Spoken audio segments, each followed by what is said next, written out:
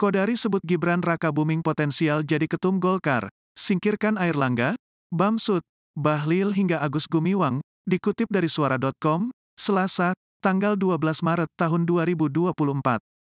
Wali Kota Solo, Gibran Raka Buming Raka, disebut berpeluang besar menjadi Ketua Umum, Ketum Partai Golkar yang kini dikomandoi Airlangga Hartarto. Sebagai partai besar, tentu Golkar partai yang sangat menarik untuk dibahas dan didiskusikan. Karena itu dikaitkan dengan Pak Jokowi sebagai calon potensial untuk menjadi Ketua Umum Golkar ke depan, katanya dalam keterangan tertulis, Selasa, tanggal 12 Maret tahun 2024. Kodari membeberkan peluang itu untuk menanggapi pernyataan Wakil Ketua Umum Partai Golkar Bambang Susatyo yang menyebut 4 nama potensial sebagai Ketum Golkar, Airlangga Hartarto, Bambang Susatyo, Bahlil Lahadalia, dan Agus Gumiwang Kertasasmita. Di luar 4 nama yang disebutkan Bamsud, menurut saya ada satu calon yang juga sangat potensial untuk menjadi Ketum Golkar ke depan, yaitu Gibran Raka Buming Raka, katanya.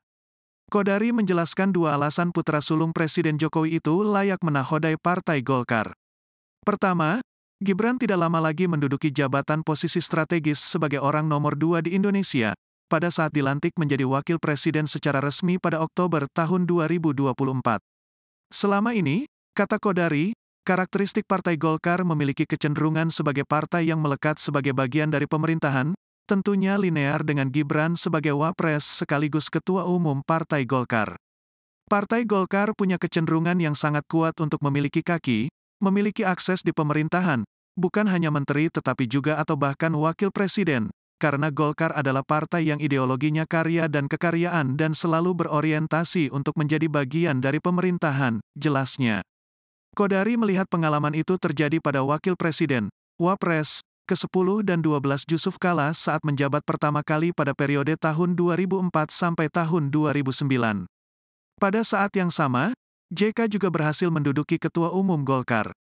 Alasan kedua, kata Kodari, Partai Golkar ke depan harus berorientasi terhadap anak muda karena pemilih terbanyak berasal dari kalangan muda. Oleh sebab itu, tantangannya Partai Golkar juga harus diisi oleh banyak anak-anak muda.